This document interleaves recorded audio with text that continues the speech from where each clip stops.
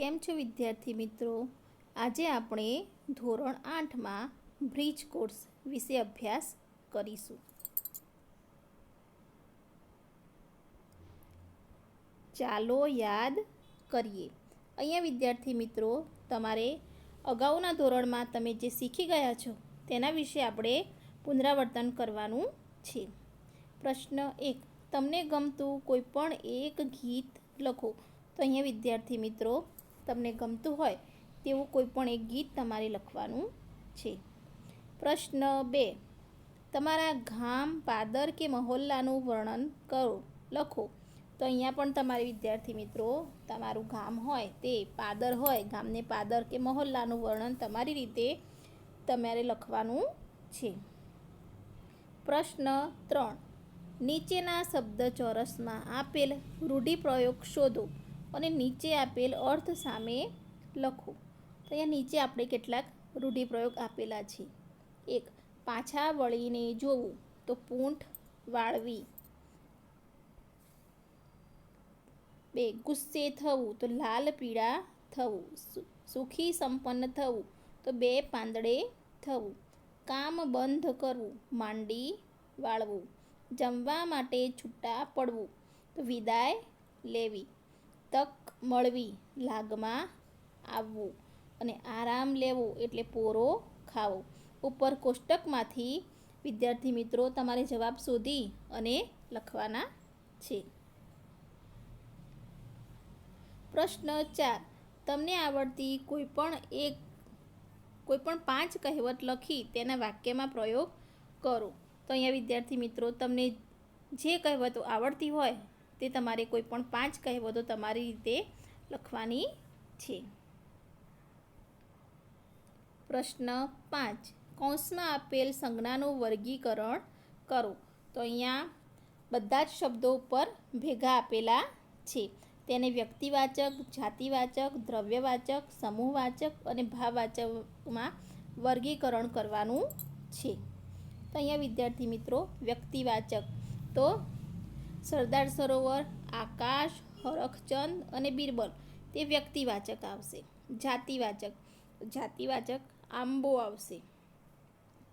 દ્રવ્યવાચકમાં ચા, ઘી અને ચોખા તે દ્રવ્યવાચક છે, તો તેમાં આપણે ચા, ઘી અને ચોખા લખીશું.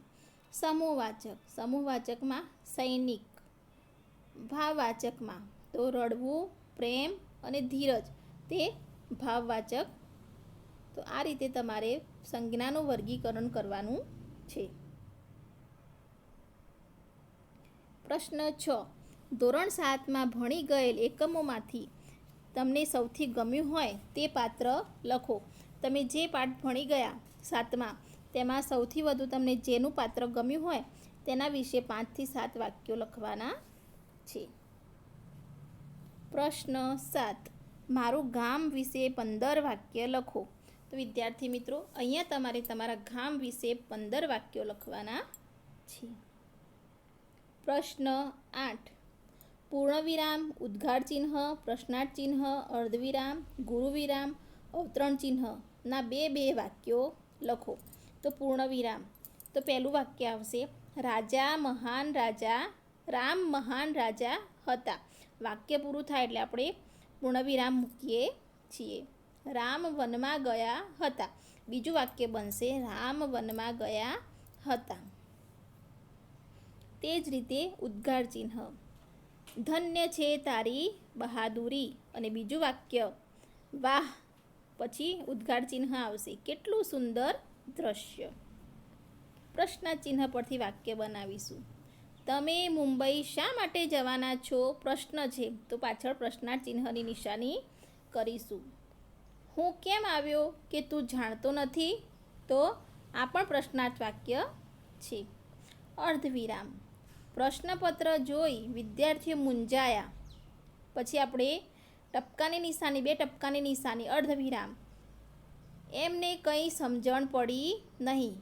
ઉત્તર વહી મૂકી ચાલતા થયા. અને બીજું વાક્ય, ટ્રેન આવી, માણસો દોડાદોડ કરતા હતા, સામાન અહીં તહીં મૂકતા હતા.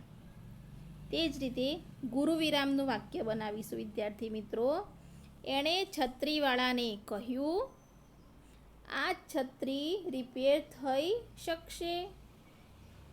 અને બીજું વાક્ય વર્ણ 4 છે, પછી આપણે 2 ટપકાની નિશાની કરશું. બ્રાહ્મણ અલ્પવિરામ, ક્ષત્રિય અલ્પવિરામ, વૈશ્ય અને શૂદ્ર. પછી અવતરણ ચિહ્નના વાક્ય.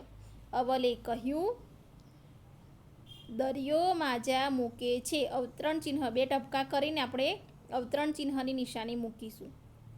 ત્યારે સંધુએ તાણી જાય. પછી વાક્ય પૂરું, પૂર્ણ વિરામ, અવતરણ ચિહ્ન પૂરું. બીજું વાક્ય અવતરણ ચિહ્ન કરીશું આપણે. સત્ય એ જ પરમેશ્વર, અને લીટી કરી અને આપણે ગાંધીજી લખીશું.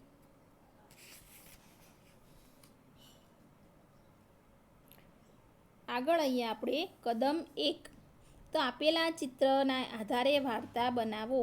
અહીંયા વિદ્યાર્થી મિત્રો ચિત્ર આપેલું છે તે તમારે ધ્યાનથી જોવાનું છે અને તેના પરથી તમારે વાર્તા બનાવવાની છે. નીચે પ્રશ્ન 2, નીચેના વાક્યો આડા અવળા થઈ ગયા છે, તો તેને યોગ્ય ક્રમમાં ગોઠવી ફરીથી લખો.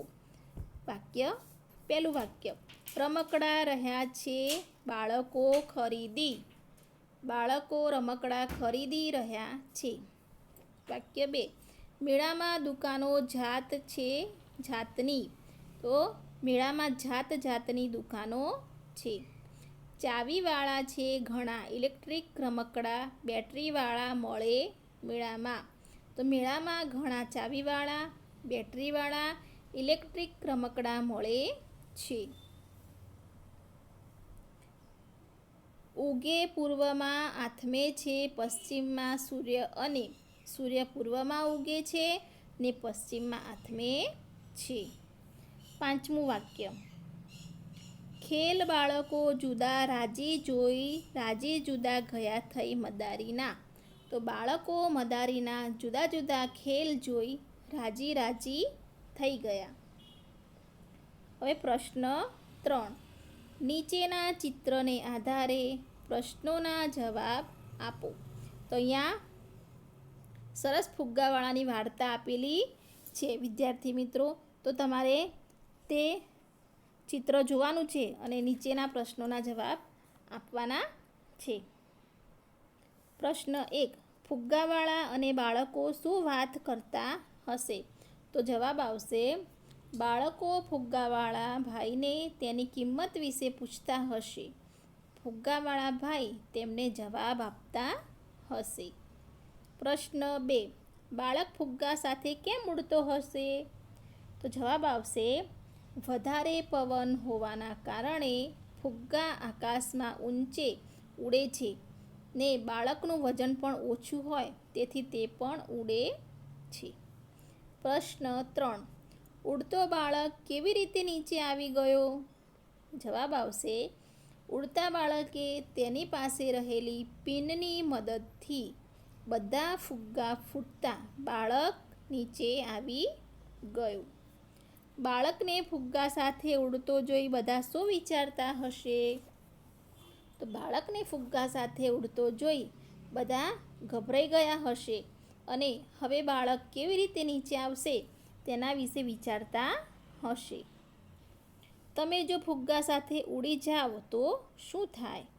તો જવાબ આવશે, અમે જો ફુગ્ગા સાથે ઉડી જઈએ તો અમે ગમે તેમ કરી ફુગ્ગા ફોડી નાખીશું અને નીચે આવીશું. પ્રશ્ન 4, તમને ગમતું કોઈ એક ચિત્ર અહીં ચોંટાડો અને ચિત્રને આધારે શબ્દો લખો અને શબ્દોને આધારે વાક્ય લખો. તો અહીંયા વિદ્યાર્થી મિત્રો તમારી પસંદનું કોઈ પણ એક ચિત્ર ચોંટાડવાનું છે, પછી તેના પરથી તમારે શબ્દો લખવાના છે અને તે શબ્દ પરથી તમારે વાક્ય બનાવવાના છે.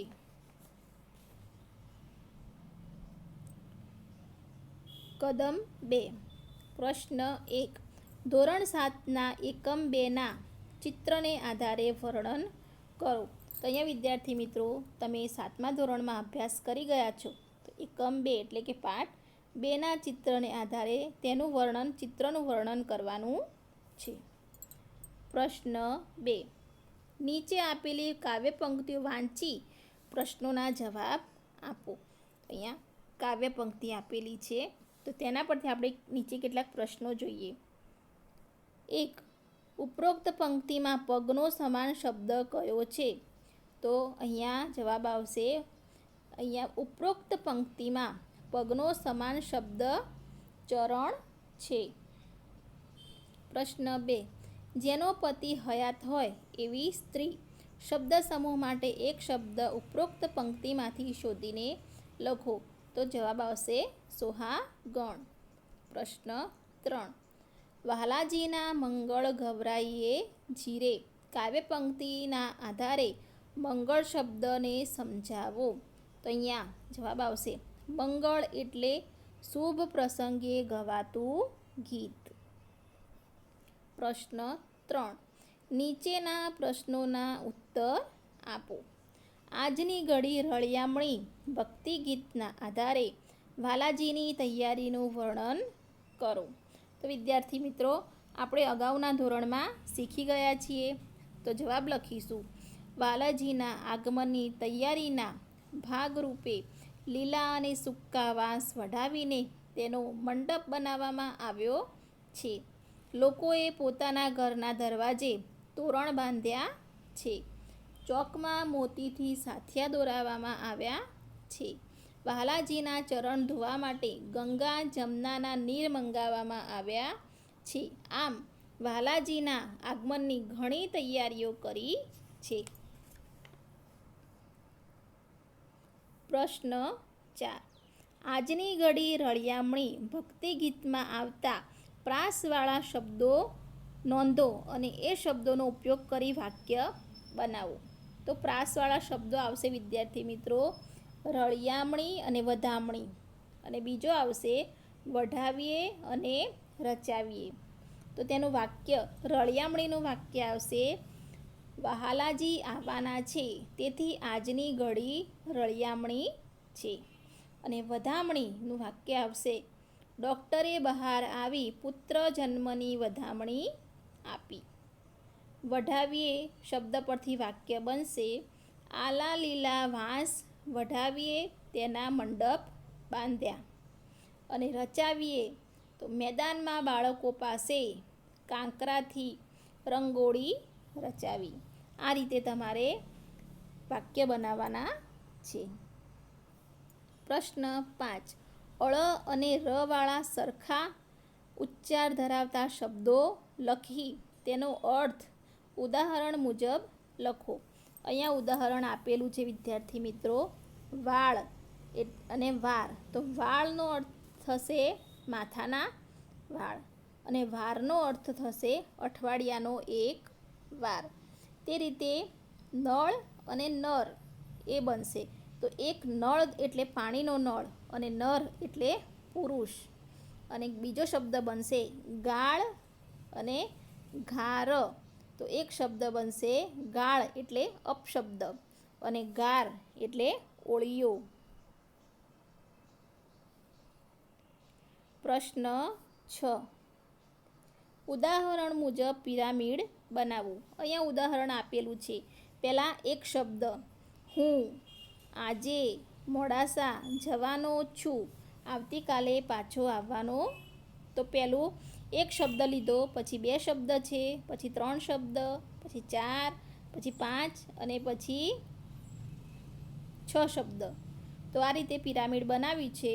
તે રીતે તમારે પણ 2 પિરામિડ બનાવવાના છે. જેમ કે મેં મારા ગામમાં આકર્ષક બસ સ્ટેશન બનાવી આપ્યું. અને બીજું બનશે ઘી લઈ વેપારી સુરતની મિની બજારે વેચવા ગયો. કદમ 4. કદમ 3. અહીંયા કદમ 3માં પ્રશ્ન 1. તમે તમારા ઘરની બારીમાંથી જુઓ અને જે દેખાય તેનું વર્ણન લખો. તો અહીંયા વિદ્યાર્થી મિત્રો તમારે તમારી મૌલિકતાથી અહીંયા જવાબ આપવાનો છે. તમે તમારા ઘરની બારીમાં બેસો અને તમને બહાર શું શું દેખાય છે, શું અવર જવર કરે છે અને શું છે તે તમારે અહીંયા વર્ણન કરવાનું છે. પ્રશ્ન 2. આપેલ ફકરાના આધારે પ્રશ્નોના જવાબ આપો. તો અહીંયા ફકરો આપેલો છે વિદ્યાર્થી મિત્રો, તો તેના આધારે આપણે નીચે આપેલા પ્રશ્નોના જવાબ આપવાના છે. તો અહીંયા પ્રશ્ન 1. ચોથાએ લાગ સાધ્યો. ચોથો એટલે કોણ? ઉપરનો ફકરો આપેલો છે વિદ્યાર્થી મિત્રો, તો આપણે તે વાંચીશું અને ચોથો એટલે મહાદેવનો મિત્ર તેવો જવાબ આવશે. પ્રશ્ન 2. ચારેય છોકરા જીભના ઝપાટા મારતા ચાલ્યા. અહીં જીભના ઝપાટા એટલે શું? તો અહીંયા જવાબ આવશે જીભના ઝપાટા મારવા એટલે ગપ્પા મારવા. પ્રશ્ન 3. ચારે દિશે પથરાઈ રહેલા મોલની ઉપર નજર એમની ફરતી રહે છે. રેખાંકિત શબ્દનો અર્થ શું થાય? તો ચારે દિશે તેના નીચે રેખા કરેલી છે, લીટી કરેલી છે, તો તેનો અર્થ થાય, ચારે દિશાનો અર્થ થશે ચારે બાજુ. પ્રશ્ન 4. મહાદેવ શાના માટે મંજૂર થયો? તેનો જવાબ આવશે ઉજાણી આપવા મંજૂર થયો. મહાદેવ શું આપવા? ઉજાણી આપવા મંજૂર થયો. પ્રશ્ન 5. આપણને ઉજાણી મળશે એવું બધાને કેમ લાગ્યું? બધા છોકરાઓને કેમ એવું લાગ્યું હતું? તો જવાબ આવશે મહાદેવ શિષ્યવૃત્તિની પરીક્ષામાં પાસ થશે, તેથી બધાને ઉજાણી મળશે તેવો વિશ્વાસ હતો. પ્રશ્ન 3. પરીક્ષા એકમને આધારે નીચેના પ્રશ્નોના જવાબ આપો. 1. સૂર્ય ઉગ્યો, ઘઉં ચણાના મોલ ઉપર સોનું છાંટવા લાગ્યો. આ વાક્યને આધારે પરિસ્થિતિનું વર્ણન તમારા શબ્દમાં કરો. જવાબ આવશે વિદ્યાર્થી મિત્રો, સવારનો સૂર્યોદય થતાં વાતાવરણ ઘણું જ સુંદર લાગી રહ્યું છે. સૂર્યનો તડકો ખેતરોની અંદર રહેલા મોલ પર પથરાતા જાણે કે ખેતરોમાં સોનું પથરાયું હોય તેવું લાગી રહ્યું છે. પ્રશ્ન 2. મહાદેવ ન ડગ્યો એવું તમે શાના આધારે કહી શકો? તો જવાબ આવશે મહાદેવને તેના મિત્રો સાથે થયેલી પરીક્ષા વિશેની ચર્ચા ઉપર વિશ્વાસ ન હતો. મહાદેવ માનતો હતો કે જેનો પરીક્ષામાં નંબર આવશે તેને જ શિષ્યવૃત્તિ મળશે, એટલે તે મહાદેવ ડગ્યો નહીં. પ્રશ્ન 3. અમારે ઓછી શિષ્યવૃત્તિ મેળવવાની છે એવું મોટા છોકરાએ કેમ કહ્યું? તો જવાબ આવશે મોટા છોકરાએ શિષ્યવૃત્તિની પરીક્ષા આપવાની ન હતી, એટલા માટે તે એવું કહે છે કે અમને ઓછી શિષ્યવૃત્તિ મળવાની છે, જે પરીક્ષા આપે તેને શિષ્યવૃત્તિ મળવાની હતી. પ્રશ્ન 4. પરીક્ષા એકમને આધારે કયું પાત્ર સૌથી વધુ ગમ્યું અને કેમ? તો વિદ્યાર્થી મિત્રો જવાબ આવશે પરીક્ષા એકમના આધારે અમને મહાદેવનું પાત્ર સૌથી વધુ ગમ્યું, કારણ કે મહાદેવ મહેનતુ છોકરો હતો. તે નિશાળે જતો હતો ત્યારે ખેતરની અંદર ગાય જોઈને તેને કાઢવા માટે પ્રયત્ન કરે છે. આ કામમાં તેને ઘણું મોડું થઈ જાય છે અને તેને શિષ્યવૃત્તિની પરીક્ષા હોવા છતાં પણ તેણે આ કામ કર્યું. આથી અમને મહાદેવનું પાત્ર ગમે છે. પ્રશ્ન 5. શ અને સ થી બનતા શબ્દો લખો. તો પહેલો શરણાઈનો શ છે, તો સ ઉપરથી બનશે શરત, શાળા, શાંત, શીતળા, શેઠ. અને સ ઉપરથી બનશે સાડી, સાત, સીતા, સુપડી, સોમવાર. પ્રશ્ન 6. પરીક્ષા એકમમાં આવેલી કહેવતો શોધો અને એ કહેવતોનો વાક્ય પ્રયોગ કરો. તો અહીંયા કહેવત આપણે બોલીશું દશેરાએ ઘોડું ન દોડે. તો તેનું વાક્ય થશે દરેક મેચમાં અમે જીતતા પણ ફાઇનલમાં દશેરાએ ઘોડું ન દોડે. બીજી કહેવત છે મામાનું ઘર કેટલે દીવો બળે એટલે. તેનું વાક્ય આવશે એ તો પરીક્ષા આવે એટલે ખબર પડશે કે મામાનું ઘર કેટલે દીવો બળે એટલે.